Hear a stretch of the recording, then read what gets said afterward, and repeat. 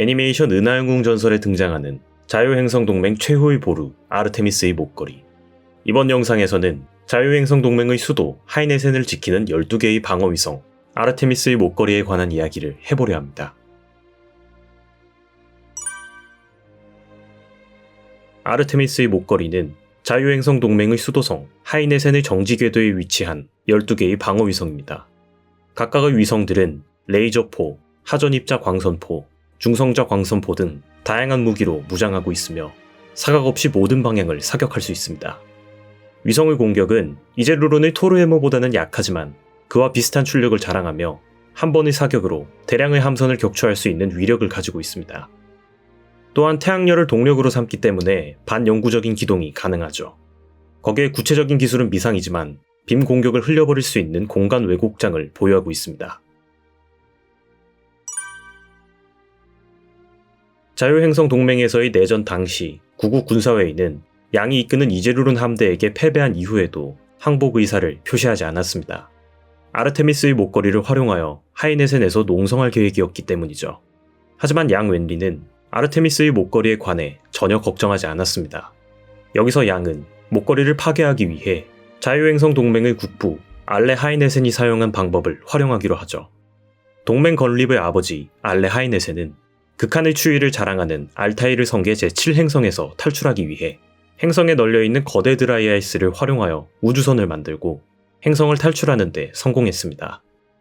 여기서 모티브를 얻은 양은 스리나가르 행성에서 질량 10억 톤에 달하는 거대 얼음 덩어리들을 채취하기 시작하죠. 12개의 얼음을 채취한 양은 각각의 얼음 덩어리에 버사드 램제트 엔진을 부착하였고 이 얼음 덩어리들을 광속에 가까울 정도의 속도로 가속시키게 됩니다.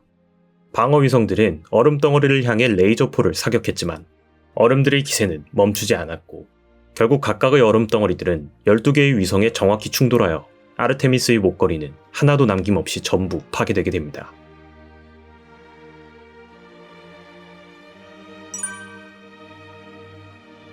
제국이 이제루론 요새의 방어력에 대해 절대적인 신뢰를 가지고 있던 것처럼 동맹 또한 아르테미스의 목걸이에 엄청난 신뢰를 가지고 있었습니다. 이 방어위성들만 있다면 하이네센은 난공불락이라는 언급이 나올 정도였죠. 하지만 양은 하이네센을 공략할 때 최소한의 피해를 남기고 이 방어위성들에 의지하던 동맹에게 경고하기 위해 12개의 위성을 모두 파괴해버립니다. 이 행동으로 인해 양 웰리는 추후 사문회에 불려가게 되죠. 덕분에 동맹군은 제8차 이제루론 공방전에서 큰 피해를 입게 됩니다. 아이러니하게도 모든 위성을 파괴했던 양의 선택은 동맹 정치가들의 걱정대로 제국군에게 하이네센을 무방비로 노출시키는 결과를 낳게 됩니다.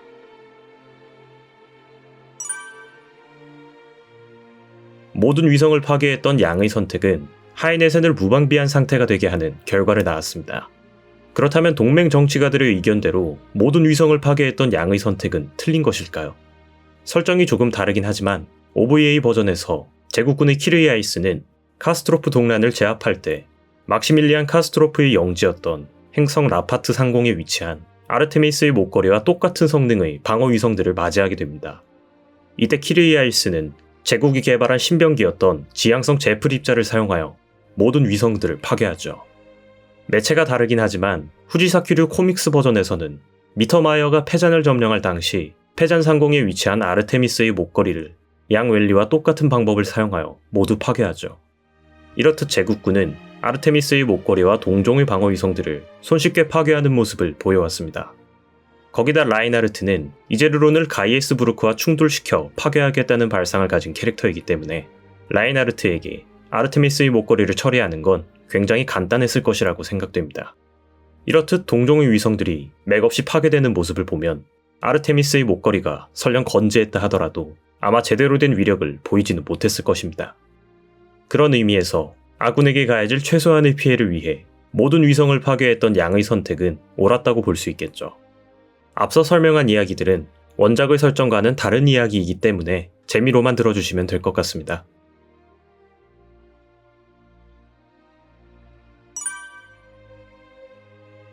아르테미스의 목걸이는 코믹스, OVA, 리메이크 버전끼리 조금씩 차이가 있습니다. OVA 버전에서 아르테미스의 목걸이는 패잔에서 수입한 물품으로 묘사됩니다. 카스트로프 동란에서 라파트 궤도에 위치한 방어위성들이 동맹의 방어위성과 동일한 상품을 패잔에서 수입한 것이라고 묘사되죠.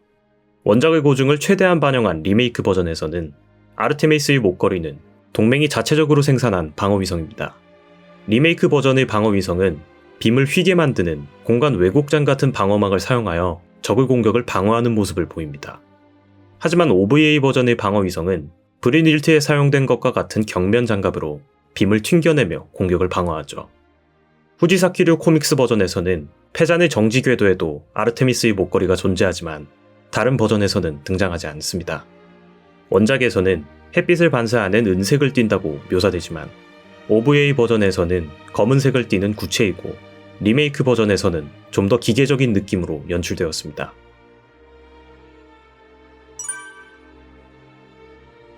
아르테미스의 목걸이의 성능을 보면 왜 이런 좋은 위성을 이제르론 회랑에 설치하지 않았는가 하는 의문점이 생기죠. 그 이유는 여러 가지가 있습니다. 첫째, 여러 가지 무기를 탑재한 방어위성을 정지 궤도에 설치하기 위해선 추가적인 조치가 필요할 것입니다.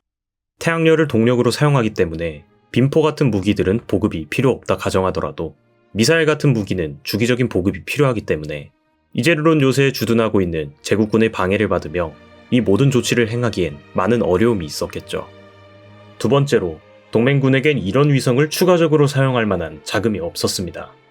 양웰리 이전 동맹 최연소 원수였던 브루스 애쉬비는 이제르론 회랑에 요새를 설치할 것을 제안했지만 예산의 한계로 인해 결국 함대 전력 강화를 선택해야 했죠. 이 정도로 어마어마한 자금이 들어가는 방어위성을 자신의 영지에 설치해둔 막시밀리안의 자금력을 알 수 있는 부분입니다. 이제르론 요새가 그렇듯이 애니메이션에서 굉장히 크게 묘사됩니다.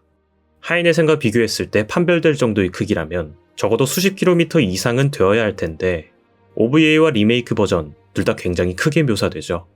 참고로 얼음 덩어리와 위성이 충돌하는 장면을 보면 위성의 지름은 얼음의 길이의 대략 6배 정도로 볼 수 있습니다. 얼음의 길이가 대략 1km라고 묘사되기 때문에 위성의 크기는 대략 5에서 6km 정도라고 예상할 수 있겠죠. 오늘의 영상은 여기까지입니다. 더 보고 싶으신 애니메이션 설정이 있으시다면 댓글로 남겨주세요. 시청해주셔서 감사합니다.